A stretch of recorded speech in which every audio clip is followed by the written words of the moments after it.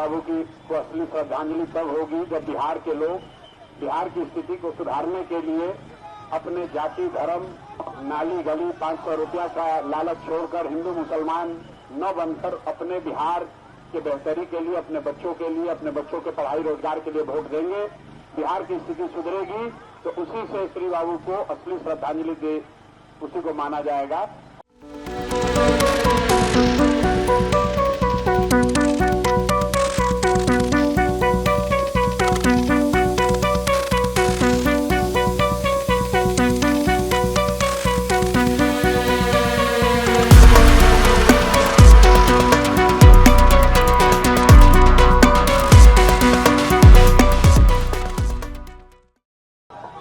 इस राज्य में अगर कोई व्यक्ति, किसी की आत्मा बिहार में बेहतर विकल्प के लिए सबसे ज्यादा में जो बेहतर विकल्प की परिकल्पना या चाहत रखने वाले जो लोग हैं उसमें श्री बाबू सबसे ऊपर होंगे।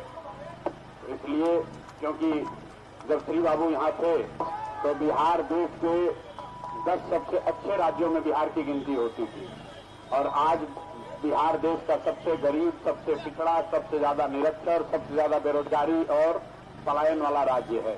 तो श्री बाबू की यहाँ प्रतिमा है, नेता लोग आते हैं, हम लोग भी आए हैं यहाँ, पहले माल्यार्पण किया है।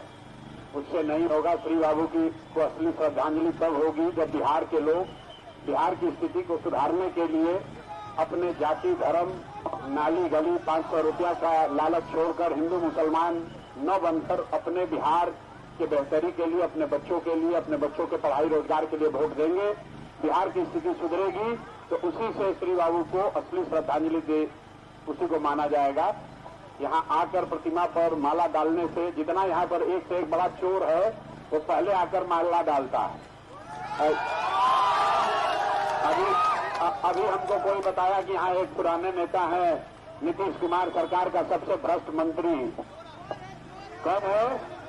नीतीश कुमार सरकार का सबसे भ्रष्ट मंत्री अशोक चौधरी। आपको हम डरते नहीं हैं, हमको सर्वदलीय नेता है ये। अशोक चौधरी सर्वदलीय नेता हैं, अपने हैं जदयू में, बाबूजी थे कांग्रेस में, बेटी है लोजपा में, समाज है भाजपा में, और पीछे से आरजेडी में भी डील किया होगा। तो सर्वदलीय नेता है और 200 करोड़ रुपया का संपत्ति खरीदा। प्रेस कॉन्फ्रेंस किए तो हमको धमकी दिया कि हम मानहानि का मुकदमा कर देंगे। अब 10 दिन के बाद डर के मारे कह रहा है कि ना अब मुकदमा नहीं करेंगे, अब जनता की अदालत में जाएंगे। तो जनता की अदालत में भाई साहब आए हैं बरबीघा में और हम घुसे हैं तो लोग कह रहा भैया बहुत पैसा बांट रहा है। अब बताइए 500,000 करोड़ रुपया लूटा है बिहार से, तो आके यहाँ पर कुछ चेंज खुदरा बांट रहा है पब्लिक को बेवकूफ बनाने के लिए। तो सब भैया जो पैसा बांट रहा है, जिसको पैसा मिले पैसा पहले लेना है सबको पैसा लेना है। हम ही लोग का लूटा हुआ है, जो कुछ तो कम से कम निकाले इसके खजाना से। नामी बेनामी बहुत पैसा बनाए हैं, तो इनसे पैसा लेना है। लेकिन जिस दिन वोट देने जाना है उस दिन इतना जोर से ठोकिए कि अब एगो फर्जी डिग्री लगा के प्रोफेसर बने हैं 60 साल की उम्र में।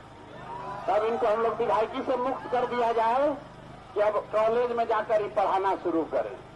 तो बेकार बिहार सरकार से सैलरी भी ले रहे हैं। बिहार का युवा बेरोजगार है।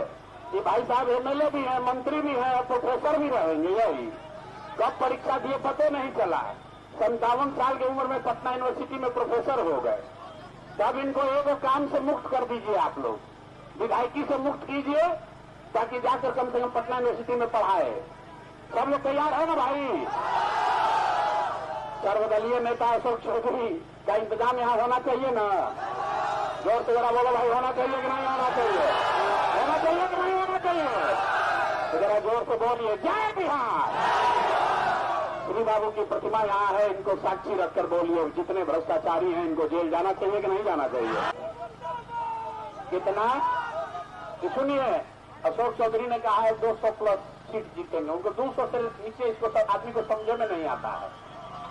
संपत्ति का भी घोटाला किया तो 200 करोड़ का संपत्ति खरीदा है। है। बिहार की गरीब जनता खाने के लिए तरस रही है। 10,000 के लिए बच्चा सब जाके बाहर मजदूरी कर रहा है। पटना अकेले में 200 करोड़ का संपत्ति खरीदा। बताइए, अब कह रहा है 200 सीट जीतेंगे। बिहार की जनता इतना बुर्बक है।